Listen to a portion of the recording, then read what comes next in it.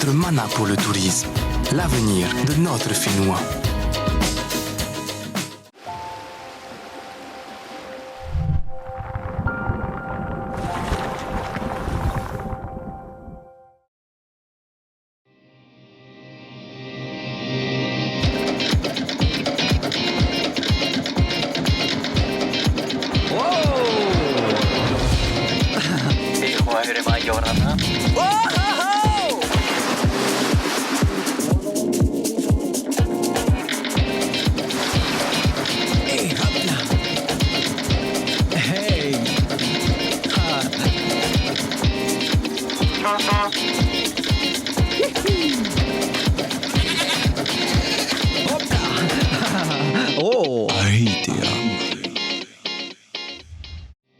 Thomas Ohinuinei, Yaurana et bienvenue dans Ahitea.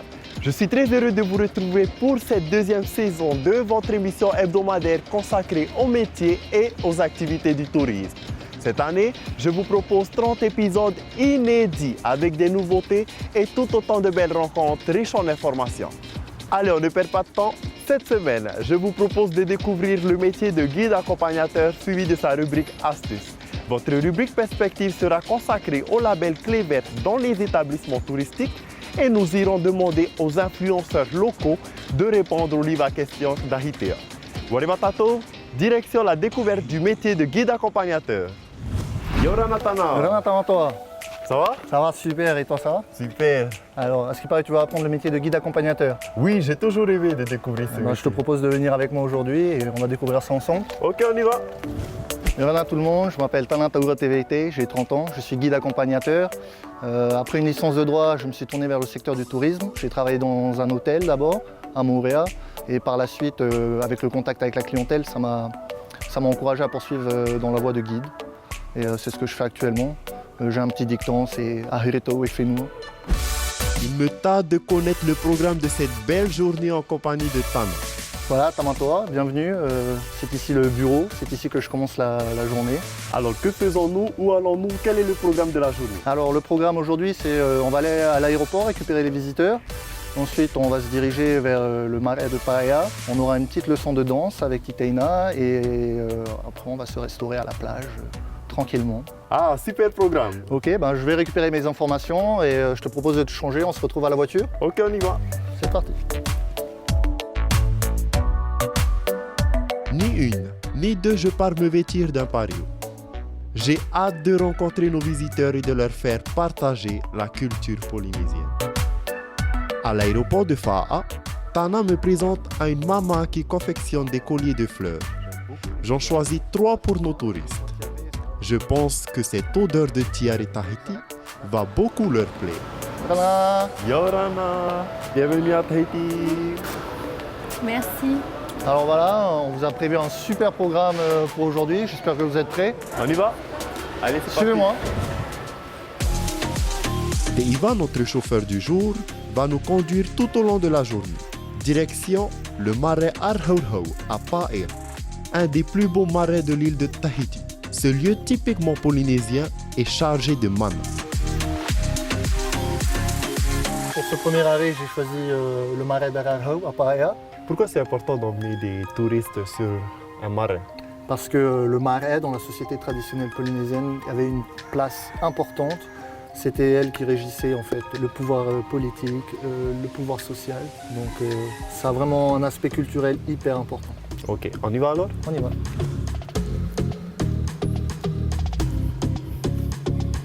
J'ai bien écouté toutes les instructions de Tana, à mon tour de faire découvrir l'histoire de ce marais aux touristes. Bienvenue au marais Arhauhau.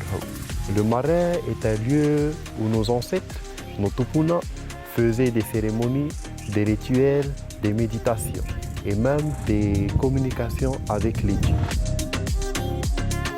C'est sur ces lieux-là aussi que toutes les décisions du clan au niveau social, politique étaient prises. Lorsqu'il fallait faire un mariage, c'est ici qu'on venait. Les guerriers se préparaient à la guerre, c'est ici qu'on venait demander aux dieux de fournir la puissance nécessaire pour vaincre l'ennemi. Et autres rituels, notamment des offrandes pour les dieux. Auriez-vous des questions? Oui, est-ce qu'on peut monter pour prendre des photos, s'il te plaît? Alors si vous voulez prendre quelques photos du site, vous avez le droit, mais vous avez le droit de prendre juste autour. D'accord? Ça marche. Ici, la notion de respect est de mise. Il est d'ailleurs interdit de monter sur un mât. Après ce moment riche en émotions, direction le musée de Tahiti et des îles. Le musée de Tahiti et des îles a été créé en 1974. On y retrouve des fleurs typiques de Polynésie, mais aussi des collections d'objets liés au patrimoine de l'Océanie. Alors voilà les amis, nous voilà au musée de Tahiti et ses îles. Tamato, je te laisse la suite. Alors en quelques mots, c'est un lieu riche en culture et en histoire où on retrouve des plantes endémiques et des objets originaires de la Polynésie. Et en parlant de culture, je vous propose de faire une initiation au riz Tahiti. Ça vous dit? Ok, on y va. C'est parti. Et c'est dans le jardin que nous retrouvons Titaina, notre professeure de Ori Tahiti.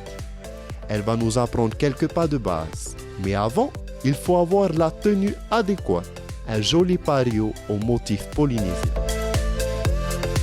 Tamato, je te laisse t'occuper de notre Tane pour lui apprendre les pas outils. Moi, je m'occupe des filles. Je vais leur apprendre les 3 pas de base, le tamo, le varu et le arabe. Ok, c'est parti. Le premier pas de base, c'est le tamo. Du coup, on balance les hanches de droite à gauche, mais juste les hanches. Le but dans le Ori Tahiti, c'est de ne pas bouger les épaules. Voilà, parfait. Pour ce pas-là, il faut d'abord coller les pieds, fléchir un peu les genoux et ensuite on écarte bien les bras. On y va. 1, 2, 1, 2, 1, 2. Très bien. Nous voilà fin prêts pour un petit spectacle avec Tana aux percussions. Tautea.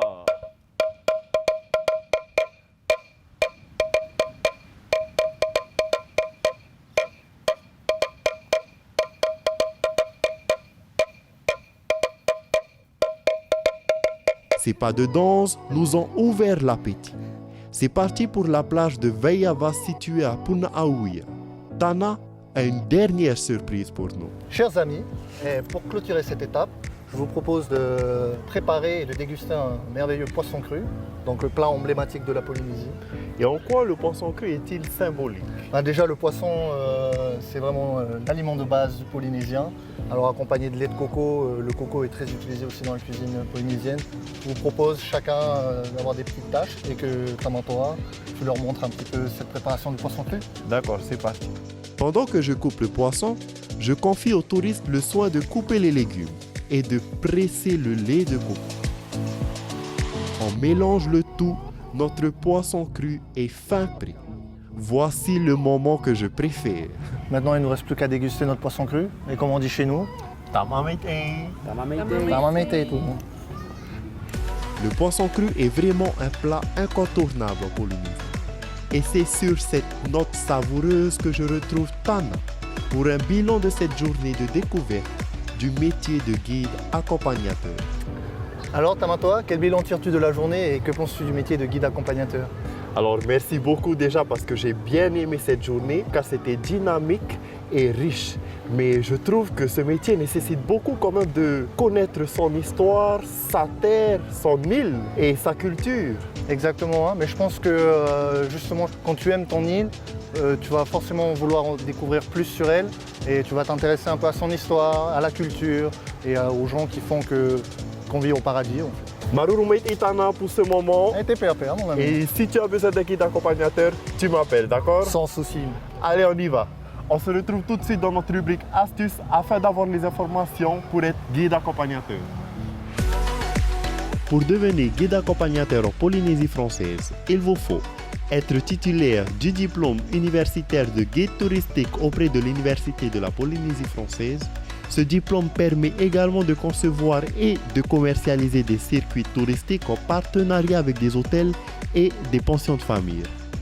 Avoir un attrait certain pour la culture polynésienne. Avoir un sens aigu des relations humaines et de la pédagogie.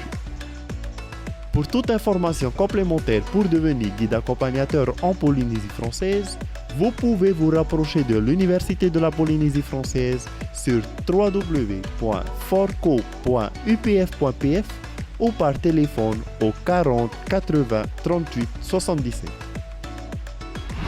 Le métier de guide accompagnateur est vraiment un métier de passion. C'est l'art de transmettre sa culture et son savoir aux touristes. On passe à votre rubrique Perspective avec le label Clé Verte pour un tourisme responsable.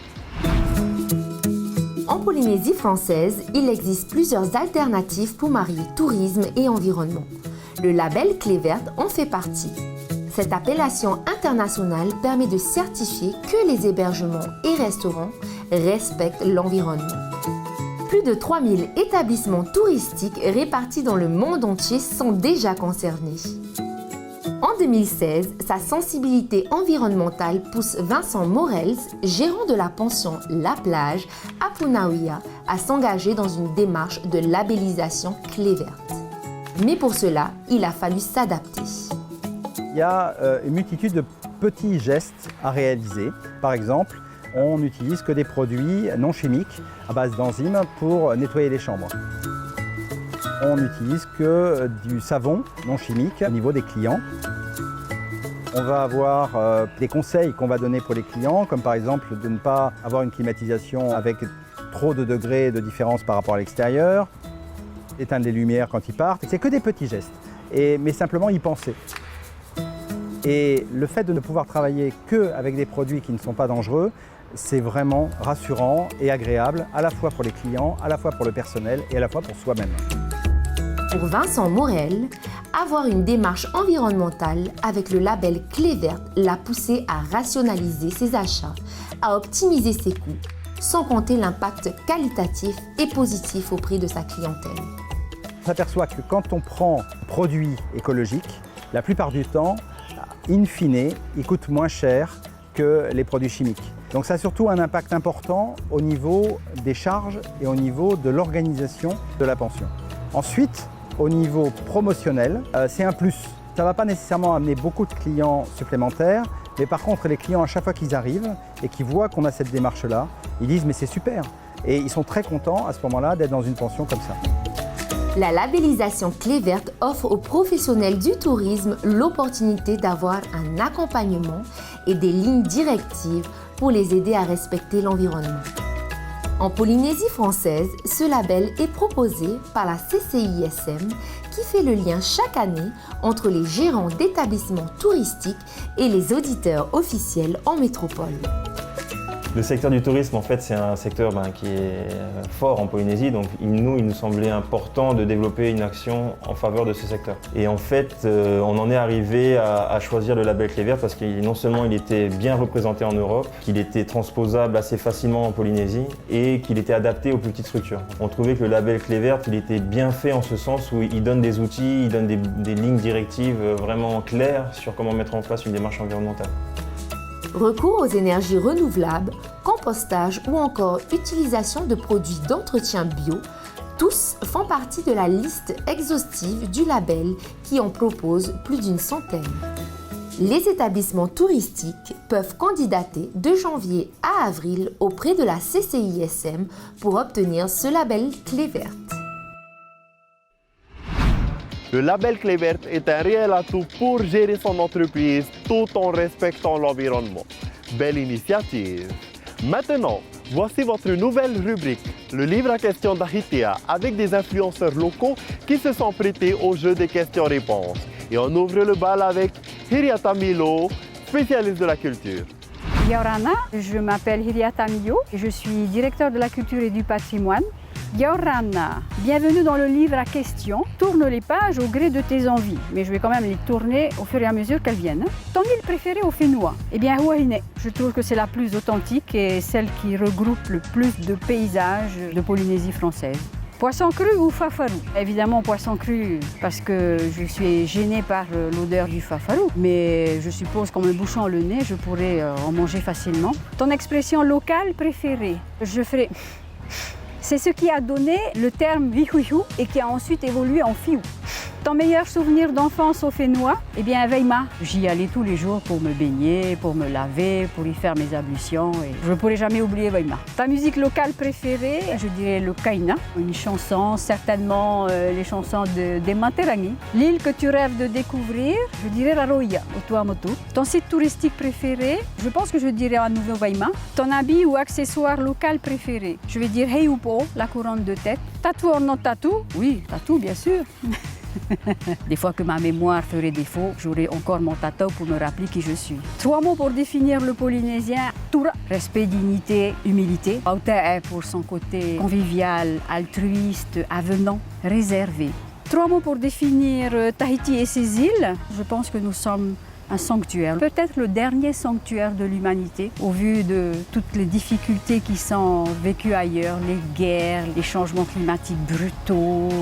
Ensuite, j'utiliserai le terme de fantastique, le mythe, l'extraordinaire, le beau. Et enfin, je dirais la nostalgie. Comment définirais-tu le tourisme? Un voyage de découverte et d'exploration au sens de ce qui a été vécu il y a 200-300 ans par nos grands explorateurs, par nos grands découvreurs. Que penses-tu du tourisme qui vient en Polynésie française? Eh bien, c'est un rêveur. On s'attend à ce qu'au moins un de ses rêves soit réalisé.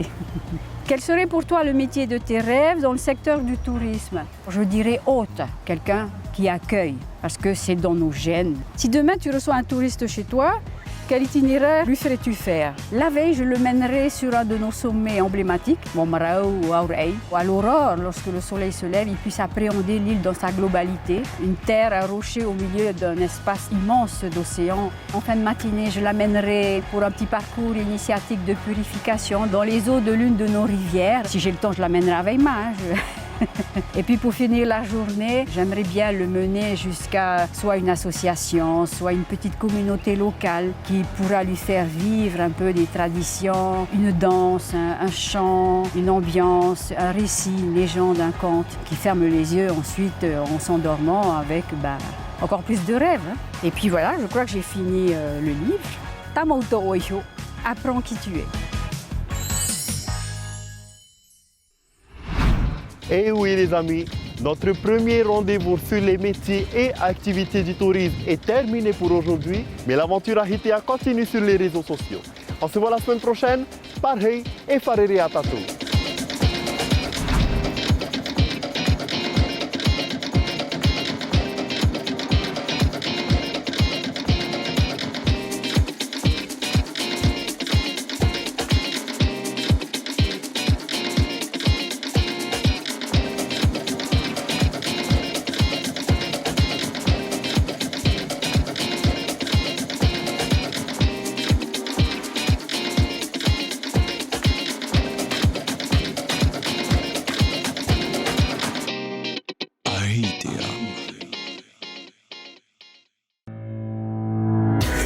Notre mana pour le tourisme, l'avenir de notre Fénois.